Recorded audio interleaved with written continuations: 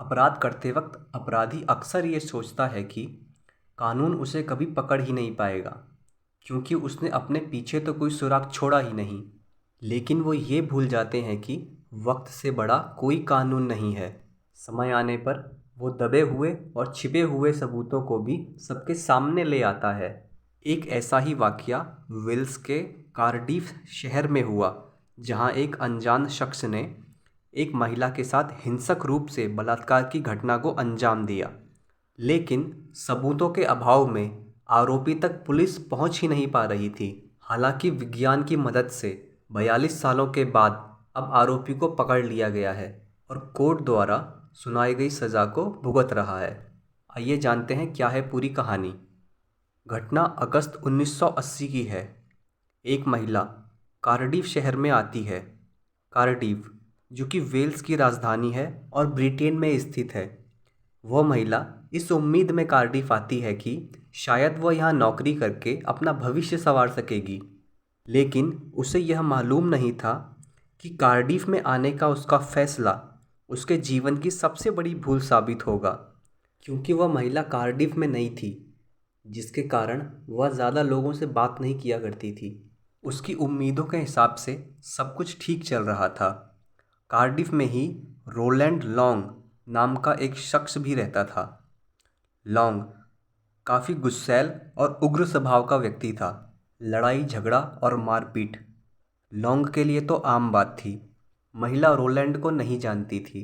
घटना वाली रात महिला बस से उतरकर पैदल अपने घर की ओर जा रही थी। उसके पास कुछ सामान था जो शायद वो खरीद कर ला रही थी। यह देख रोलैंड ने मौके का फ़ायदा उठाना चाहा।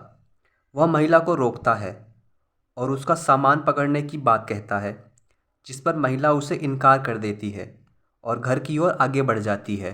कुछ दूर चलने के बाद महिला को लगता है शायद कोई उसका पीछा कर रहा है।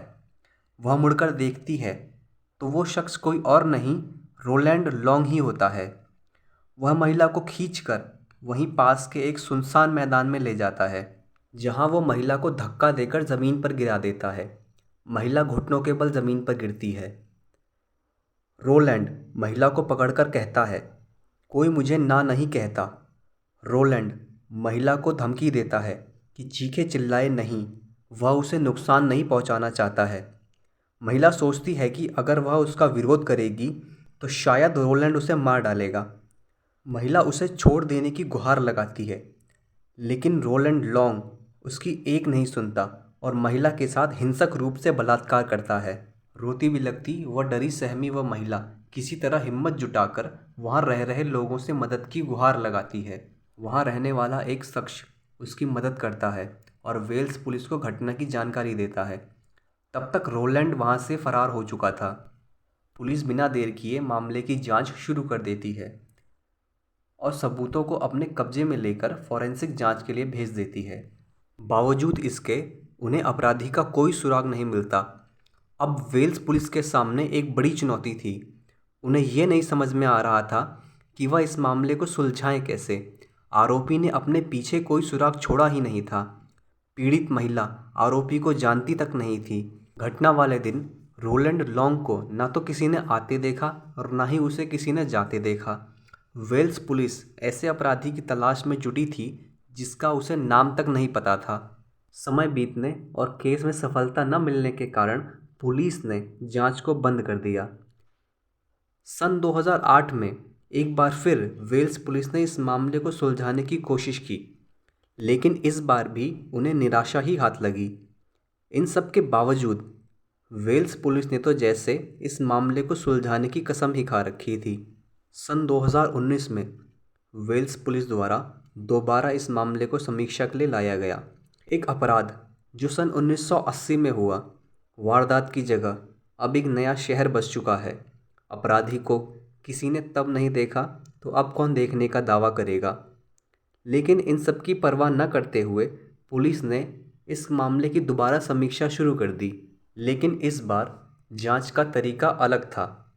इस केस की प्रगति के लिए उन्नत डीएनए तकनीक का सहारा लिया गया। फॉरेंसिक टीमों और वैज्ञानिकों ने सबूतों की दोबारा से समीक्षा की और देखा कि तकनीक जांच में किस तरह सहायता कर सकती है। इसके बाद महिला के कपड़ों का दोबारा से पुनर्मूल्यांकन किया गया।